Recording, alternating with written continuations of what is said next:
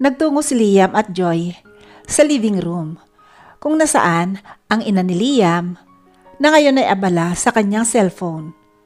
Hindi pa man tuluyang nakakalapit sina Joy, ay biglang idinikit ng ina ni Liam ang cellphone niya sa kanyang tenga. Yes, they are doing good. Nakita ko nga sila sa isang kama eh.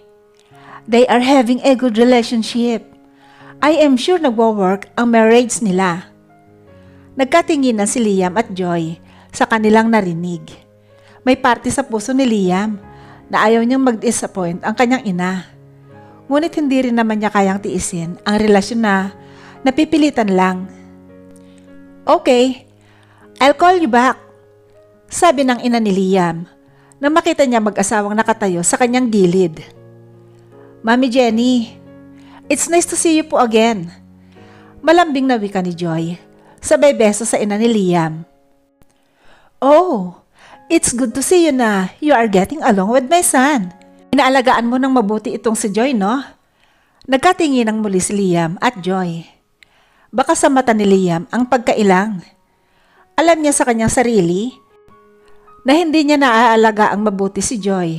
Samantala, nakangiti naman si Joy dahil alam niya sa kanyang sarili na hindi siya pinababayaan ni Liam.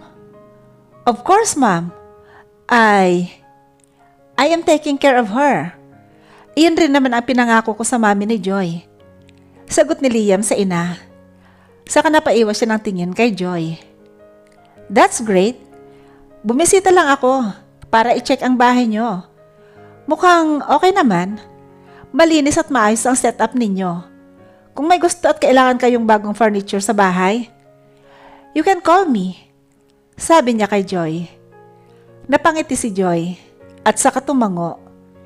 Dinala ko nga pala ang legal contract signed by the Bernardo family, sabi ng ina ni Liam, sabay abot kay Liam ng isang envelope. Thanks, ma'am. Starting next week, Monday, Joy will accompany you. She will be assigned as the new CEO of our company. Po? Chief Financial Officer? Gulat na tanong ni Joy. Yes. Because the CEO is Liam. Mas mabuti kung magkasama kayong mag-asawa sa isang kumpanya. Nakausap ko na rin ang mother mo regarding this. Since handle niya pa rin naman ang company nyo, and financial ang role mo sa both companies, I can say na you'll do well. I believe in you. Natulala si Joy. Hindi niya akalain na hindi lang responsibilidad bilang asawa ang kanya kailangang gampanan. Kailangan din niya ring pagbutihin sa trabaho. Nakita naman ni Liam na nagulat si Joy sa mga sinabi ng kanyang ina. Maski siya ay hindi rin makapaniwala. Agad niyang hinila ang kanyang ina patungo sa labas ng bahay. Anak, bakit ba? Mom, bakit mo siya ginawang CFO? May problema ba, anak? Kailangan magkasama kayo sa isang kumpanya. Napakahirap i-handle ng financial management. Then, help her. Guide her. Asawa mo siya, hindi ba? Napatigil si Liam sa kanyang narinig. Tila ba sinampal siya ng katotohanang kasal sila at sa lahat ng bagay ay magkaugnay na silang dalawa. Anyway, uuwi na ako. May footies pa ako tomorrow morning. I need you to rest. By the way, ipapregnancy test mo yan si Joy ha, next month. Mom, see you around. Naglakad na patungo sa van ang kanyang ina. Nakabusangot namang bumalik ng bahay si Liam. Naabutan niya si Joy na nakahiga sa sofa. Are you crying? Tanong nito. Nang silipin niya ang kanyang asawa, ay nadatnan niyang natutulog ito. Naku, nakatulog na pala si Ma'am Joy dyan. Ang dalas palang matulog ni Ma'am, sabi ni Martha. Nagtaka si Liam, kaya naman hindi niya napigilang magtanong. Madalas? Nakikita mo ba siyang patulog-tulog? Tanong ni Liam. Kanina po kasi pagkakain niya ng almusal, nakatulog siya agad. Tapos paggising niya umalis siya tapos ayan, tulog na naman si Ma'am. Napakunot ang noo ni Liam. Hindi naman antukin si Joy noong nasa Hawaii sila. Kaya naman agad niyang binuhat si Joy. Manang Betty, pakibuksan nga yung kwarto ni Joy. Ihiga ko na siya doon. Sabi ni Liam. Sige po. Inihatid ni Liam ang kanyang asawa sa silid nito. Kinumutan niya si Joy at tinanggalan ng kolorete sa mukha gamit ang wet wipes. You're a unique woman. Alam mo ba yon? Ikaw lang nakapagpatibok sa puso ko ng ganito. Tuwing nariyan ka, nag-iibang ihip ng hangin. I know naman na hindi mo ako gusto, pero hindi ko na ipipilit ang sarili ko sa'yo. Tumayo si Liam at tuluyan nang iniwanan ang natutulog niyang asawa sa sarili nitong silid. Kinabukasan, maagang pumasok si Liam sa trabaho. Hindi na naman niya nakasabay mag-almusal si Joy. May parte sa kanya na hindi siya sanay na hindi nakasabay kumain si Joy. Ngunit kailangan niyang masanay. Pagdating niya sa trabaho ay sinalubong siya ng kanyang bagong sekretary. Papasakay siya sa elevator nang habulin siya nito. Good morning, sir. Late na po ba ako? Malanding tanong niya. No. Maaga lang akong pumasok. Akmang pipindutin ni Liam ang floor number, ngunit inunahan siya ng kanyang sekretary. Ria, make 5 photocopies of this contract. Ingatan mo yan. That's a very important documents. Inabot ni Liam kay Ria ang envelope na ibinigay sa kanya ng kanyang ina kagabi lamang. Noted po, sir. Masiglang sabi ni Ria. Napakunot naman ang noon ni Liam. Tila ba pareho sila ng energy ni Joy. Sandaling napatitig si Liam kay Ria. Nakikita niya si Joy sa kanyang bagong secretary. Nandito na po tayo. May dumi po ba ako sa mukha? Naiilang nasabi ni Ria nang mapansin nitong nakatitig sa kanya si Liam. Wala. Tipid na sagot ni Liam. Napangiti naman si Ria. Lingid sa kaalaman ni Liam na may ibang binabalak si Ria sa kanya. Matagal nang may gusto si Ria kay Liam at nag-apply ito bilang sekretary upang mapalapit siya kay Liam. Sir, ako na pong magbubukas ng laptop ninyo. Mabilis na kumilos si Ria. Sinadya niyang yumuko upang makita ni Liam ang malaking dibdib nito. Hindi naman siya nabigo dahil nahuli niya ang mga mata ni Liam sa kanyang dibdib. Samantala ang nasa isip ni Liam ay ang gabi ng pagtatalik nilang dalawa ni Joy. Hindi hamak na mas maganda ang hubog ng dibdib ng kanyang asawa kaysa sa ibang babae. Okay na po, sir. Thanks. What's my schedule today? Meeting po with board members at 10 a.m. Lunch with Mr. Cheng, your father po. Then, approval for endorsement. Malambing na sagot ng kanyang sekretary. That's all? Yes, sir. Good. Maaga pala akong uuwi ngayon. Bakit, sir? Excited po ba kayong umuwi? Tanong ni Ria. Napabuntong hininga lamang si Liam. Hindi siya nakasagot sa tanong ng dalaga. Lumipas ang ilang araw. Naupo na sa posisyon si Joy bilang CFO ng kumpanya ni Liam. Habang ang lahat ng tao ay nagpapalakpakan para sa kanilang bagong boss. Hindi naman maipintang mukha ni Ria nang malamang dito na rin magtatrabaho ang asawa ng matagal na niyang napupusuan. Mukhang kailangan mo na rin ng sekretary. I can find you one, sabi ni Liam. Siguro pero kailangan ko munang kayaning mag-isa. Ma'am, ihatid ko na po kayo sa office ninyo. Sa 7th floor po. Sabi ni Liam at pumagit na sa dalawa. What's your name again? Tanong ni Joy. Ria po, ma'am. Sige, Ria. Gusto ko munang libutin ang building. Pahiram muna ako ng sekretary mo, ha? Pagpapaalam nito kay Liam. Sure. Pero siguraduhin mo lang na babalik siya ng 3 p.m., ha? Darating sila Mr. Bernardo. May meeting ka pala mamaya. Hanggang anong oras ka? Tanong ni Joy sa asawa. Hindi ko pa alam. Tumango lang si Joy at tumungo na sa elevator. Pagtingin niyang muli kay Liam ay may kausap na itong grupo ng mga lalaking empleyado. Ibang-iba ang dating ni Liam. Tila ba nangingibabaw ang kagwapuhan nito, tindig at malakas niyang karisma. "Kamusta po ang marriage niyo, Ma'am Joy?" Biglang tanong ni Rhea. Okay naman kami." Tipid niyang sagot. Lingid sa kanyang kaalaman na alam ni Rhea ang lahat tungkol sa kanilang mag-asawa.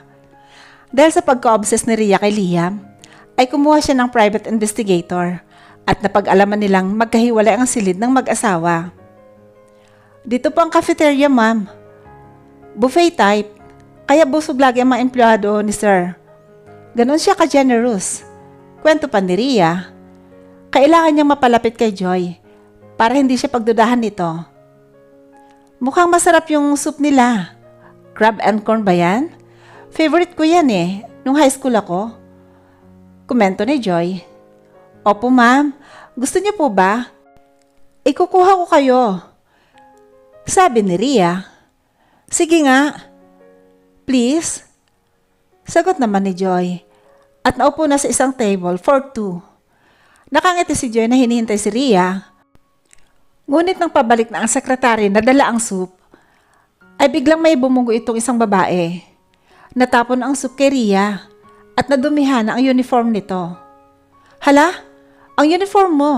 Sigaw ni Joy at mabilis na nilapitan si Rhea. "Sorry po, Ma'am Joy. Sorry po, Miss. Hindi ko kayo napansin. Nagsa-cellphone kasi..." "Okay lang, miss. Mag-iingat ka next time. Magbibihis lang po ako. Pakikuha na lang ng bagong soup si Ma'am Joy." Pilit ang ngiting sabi ni Rhea sa babaeng nakabungguan niya. At nagpipigil siya ng inis. Wala tuloy siyang magawa, kundi tiisin ang sakit ng mainit na sabaw na tumapon sa kanya kanina. Samantala, patungo si Liam sa kanyang opisina. Pagbukas niya ng pinto ay tumambad sa kanya si Rhea na nakatank top at naka-skirt lamang. "Bakit ganyan ang suot mo?" tanong ni Liam. "Natapunan po ako ng soup ni Ma'am Joy kanina." "What? Did she do that to you?" Hindi po sir. Aksidente lang." Tumango si Liam at naupo sa kanyang swivel chair. Lumapit naman sa kanya si Rhea at pasimpleng kinuha ang bag nito. Sinadya ni Rhea na ipakita ang kanyang makinis na balat kay Liam. "I think you have to cover yourself," sabi ni Liam habang nakatitig sa dibdib ng dalaga. "Bakit sir? Nababothered ka ba?" Natatawang sabi ni Rhea. "It's just that..." Ano sir?" Humawak si Rhea sa lamesa ni Liam at bahagyang yumuko ito. Ngumiti ito ng nakakaloko habang si Liam ay umiwas ng tingin. "Gamitin mo ang jacket ko. Baka lamigin ka," sabi ni Liam. Napangiti si Rhea at mabilis na isinuot ang jacket ni Liam. Amoy na amoy niya ang mahalimuyak na pabango ni Liam. Taas noo siyang lumabas ng opisina ni Liam at agad na hinanap si Joy. Nang matapos si Joy sa pagkain niya ng soup, ay agad siyang lumibot sa mga sumunod na palapag hanggang sa nakita niya si Rhea sa hallway. "Ma'am Joy, sorry, natagalan po ako," sabi ni Rhea. "Okay lang. Kagagaling ko lang sa 4th floor, kaya pumunta na akong..." Napatigil si Joy sa pagsasalita nang maamoy ang suot na jacket ni Rhea.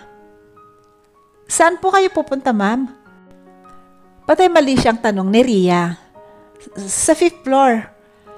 Isinawalang bahala ni Joy ang naamoy niyang pabango ng asawa. Marahil ay may katulad lamang si Liam na perfume. Pagdating ni Joy sa kanyang opisina, ay nagsimula na siyang aralin at kabisuduhin ang kumpanya ni Liam. Ilang oras siyang nagbabasa at nagko-compile ng files na kakailanganin niya sa kanyang trabaho. Hindi niya namalaya na lunchtime na pala. Agad siyang tumayo at pinatay na ang laptop. Wala man lang text si Liam sa akin. Dismayadong sabi ni Joy habang tinitingnan ang mga notifications sa kanyang cellphone. Nagtungo si Joy sa palapag kung nasaan ang opisina ni Liam. Pagdating doon, ay laking gulat niya nang makitang kumakain na si Liam sa kanyang lamesa, habang si Rhea naman ay kumakain sa couch na katapat lang ng lamesa ni Liam. "Joy, what brought you here?" Tanong ng asawa. Nakaramdam ng kirot sa puso si Joy. Pakiramdam niya ay nagsiselos siya, ngunit wala siyang karapatang magreklamo dahil may kasunduan sila. Wala. Chinek lang kita kung kumain ka na. Palusot nito. "How about you? Kumain ka na ba?" Tanong ni Liam. Nakatingin sa kanyang dalawa kaya agad siyang tumango para hindi mapahiya. "Oo, kumain na ako kanina," sagot niya. Tumango si Liam at nagpatuloy sa pagkain. Lumabas ng silid si Joy. Tila ba wala siya kay Liam? Walang pakialam si Liam at mukhang nagsisimula na ang kanilang agreement na walang pakialamanan. Nakabusangot si Joy na nagpunta sa cafeteria. Mag-isa siyang kumain at nanood na lamang ng mga short videos sa internet upang libangin ang sarili. Samantala, hindi na naubos ni Liam ang kanyang kinakain. Iniisip niyang hindi man lang siya naalala ni Joy. Ilang araw na silang hindi sabay kung kumain, kung kaya't mukhang nakasanayan na nila ito. "Sir, bakit hindi kayo sabay kumain ni Ma'am Joy?" Tanong ni Rhea. "Is it a big deal?" Balik tanong ni Liam at uminom ng tubig sa kanyang baso. "Hindi naman, boss. Pero mostly, ang mag-asawa sabay kong kumain. Sabay gumagawa ng mga dapat gawin." Sabi ni Rhea. "How I wish we're like that. Sadyang iba kami ni Joy. We're different from other couples out there." Napasandal si Liam sa kanyang swivel chair. "Okay po, pero kung ako magkakaroon ng asawa, I will make sure na masaya siya palagi." "Bakit? Single ka pa ba?" Tanong ni Liam. "Very single. At ready na ready to mingle." Nakangiting sabi ni Rhea at niligpit ang pinagkainan ni Liam. Dinala niya ang tray ng kanilang pinagkainan sa cafeteria at doon niya natanaw si Joy na kumakaing mag-isa. Mabilis niyang nilapitan si Joy matapos niyang maibalik ang mga plato. "Ma'am Joy?" "Ay!" Gulat na sabi ni Joy at nabitawan ang cellphone nito. "Bakit ngayon lang po kayo kumakain?" "Akala ko po kasi kumain na kayo kanina." Tanong ni Rhea. "Shh! Hindi pa talaga ako kumakain. Kaso kumain na si Liam. Kaya ganun na lang sinabi ko." "Huy! Huwag mo sasabihin sa boss mo ito ha. Atin-atin lang ito ha." Sabi ni Joy. Tumango lamang si Rhea. "O sige na, baka hanap ka na ni Liam." "Sige po. Mauna na ako, Ma'am Joy." Napangisi si Rhea sa pagtalikod nito. Mas masaya siyang nasasaksihan ang hindi maayos na relasyon ng dalawang boss. Dumating ang oras ng uwian habang nakikita ni Joy ang mga empleyado na nagsisipag-alisan na sa building. Si Joy ay naghihintay pa rin sa labas ng opisina ni Liam. "Nagugutom na ako. 5:00 na." Bulong ni Joy. Napilitan siyang katukin ang silid ni Liam.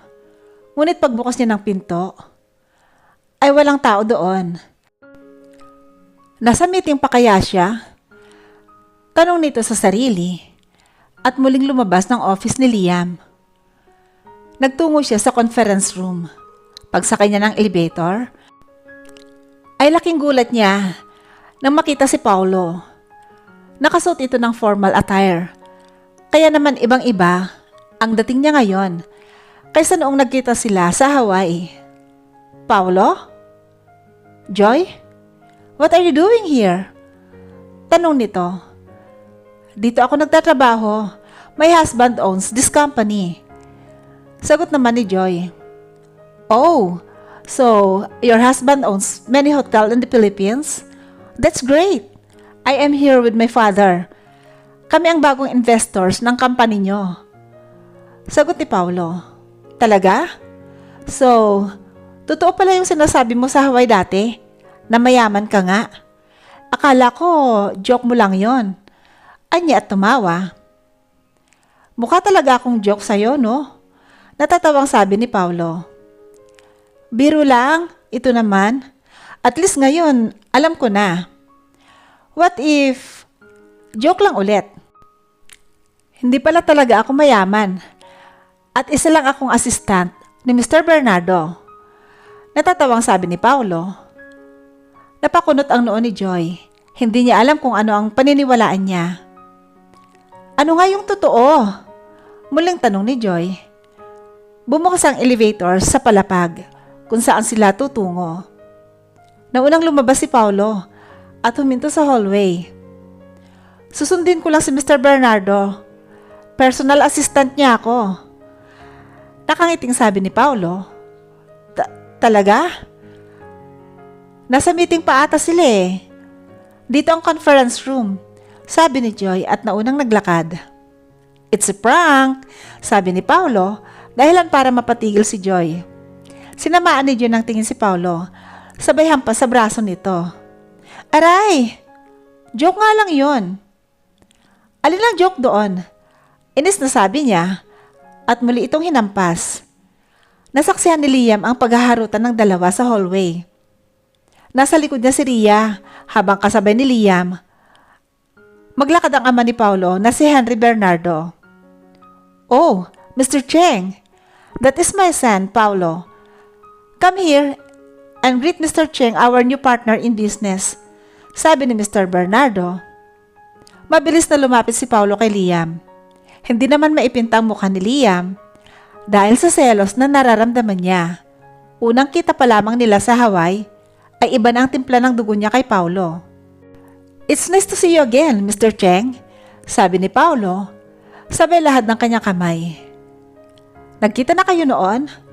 Tanong ng ama ni Paulo. Yes, Dad. He's the protective husband of Joy. At nag-meet na kami sa Hawaii. Paliwanag ni Paulo. It's nice to see you again, Mr. Paulo Bernardo. I hope we get along for the sake of business, sabi ni Liam habang matulis ang titig kay Paulo. Binitiwan ni Liam ang kamay ni Paulo at napatingin kay Joy na nasa likod ng binata. Good afternoon po, Mr. Bernardo. Bati ni Joy sa matanda. This is my wife, Joy Cheng. Hinawakan ni Liam ang kamay ni Joy. Napaatras naman si Paulo dahil hinarangan siya ni Liam. It's nice to meet you, Mrs. Cheng. You're beautiful. I can see how Mr. Liam fall in love with you, sabi ni Mr. Henry at nakipagkamay kay Joy. Napairap naman sa likod nila si Rhea na pinapanood sina Joy at Liam. Inis na inis itong makitang hawak ni Liam ang kamay ng asawa. Oh, paano? Mauna na kami, Mr. Cheng. We will come back next week, sabi ni Mr. Henry Bernardo. Sure, Mr. Henry. Ingat po kayo, sabi ni Liam. Kumaway si Joy kay Paulo. Hawak pa rin ni Liam ang kanyang kamay. Tuluyang nakapasok sila Mr. Bernardo sa elevator. Nang sumarayon, ay binitiwan ni Liam ang kamay ni Joy. Uuwi na ako. Pack my things, Rhea, utos ni Liam. Napakunot ang noo ni Joy. Hindi ba tayo sabay uuwi? Tanong niya kay Liam. May dadaanan pa ako bago umuwi, kaya mauna ka na. Malamig na sabi ni Liam, sabay talikod kay Joy. Napabuntong hinanga naman si Joy at pinanood ang kanyang asawa na iniwan siya. Hindi niya lubos maisip kung paano magiging maayos ang kanilang relasyon. Samantala, nagpasya si Liam na dumaan ng bar bago tuluyang umuwi. Hindi niya na kayang tiisin pa ang selos na nararamdaman niya. Uminom si Liam hanggang sa tuluyan siyang malasing. Liam! Gising! Dinig ni Liam ang boses ng babae. Nang idinilat niya ang kanyang mga mata, ay nakita niya si Joy. Joy? Napaawang ang labi ni Rhea na mapagkamalan siya nitong si Joy. Agad na nagpatulong si Rhea na buhatin si Liam patungo sa private room ng mga bar. Liam, ako to, sabi ni Rhea nang maihiga si Liam sa kama. Inilak ni Rhea ang pinto at saka hinubad ang kanyang saplot. Hinawakan niya ang kamay ni Liam upang dalhin sa masaselang parte ng kanyang katawan. Liam! I can't make love with you again, Joy. It hurts me so much. Bakit ka ganyan sa akin? Bulong ni Liam at tuluyan ng pumikit. Buwisit, gumising ka nga, Liam!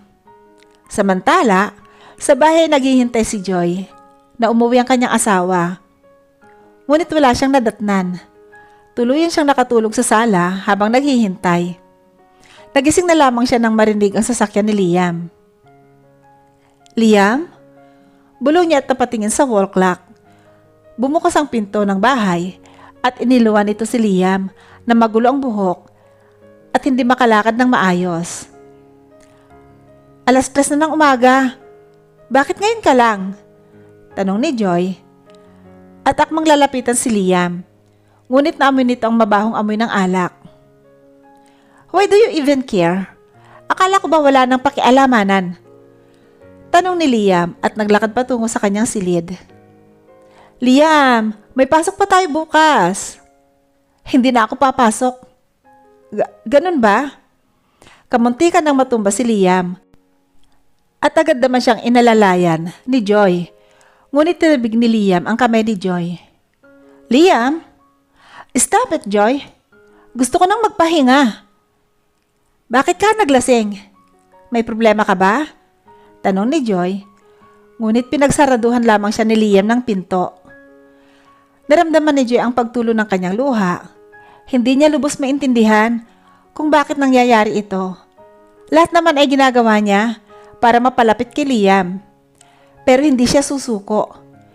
Pinunasan ni Joy ang kanyang luha at saka pumasok sa kanyang silid. Kinabukasan, maagang nagising si Joy upang ipaghanda ng almusal si Liam. Wow! Mukhang masarap yan, Ma'am Joy, sabi naman ni Martha. Kumain na kayo, Manang Betty. Dadalhin ko lang ito kay Liam. Anya. Nagtungo si Joy sa silid ni Liam. Nadatnan niya ang asawa na walang saplot pang itaas. Tanging boxer shorts lamang ang suot nito. Habang ang pinaghubaran niyang damit ay nasa sahig. Ipinatong ni Joy ang soup sa lamesa at pinulot ang mga damit ni Liam isa-isa. Sa sobrang tapang ng amoy ng alak na humahalo sa pabango ni Liam, ay naduwal ito. Dahilan para magising si Liam. What the fuck was that? Tanong ni Liam habang nakatingin kay Joy. Ang baho kasi. Sorry. Ang arte mo? Akala ko ba party girl ka? Hindi ba sanay ka na sa amin ng alak? Naiiritang tanong ni Liam. Nagkibit balikat lamang si Joy. Dahil tama naman si Liam. Habang iniihahanda ni Joy ang pagkain ni Liam, ay napatigil si Liam. Napahawak siya sa kanyang ulo. Dahil sa sobrang kirot nito. Naalala niya ang nangyari kagabi. May babae siyang nahalikan sa bar. Sa loob ng silid ngunit si Joy ang naaalala niya. Ngayon, ay hindi niya maisip kung sino ang babaeng nakasama niya kagabi. Ano to? Sino ang nagluto? Tanong ni Liam. Ako ang nagluto. Italian soup yan. Tikman mo muna oh, sabi ni Joy. Agad na tinikman ni Liam ang luto ni Joy. Nasarapan siya ngunit hindi niya yun ipinakita. Okay lang ba? Tanong ni Joy. Pwede na, sagot naman ni Liam. Pagkatapos mong kumain ay maligo ka na. Para naman maginhawahan ka, sabi ni Joy.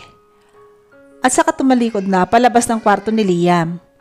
Pakiramdam niya ay hindi okay ang kanyang luto dahil sa reaksyon ni Liam. Kaya napagpasyahan ni Joy na mag-aral pang magluto ng mga ibang putahe para sa asawa.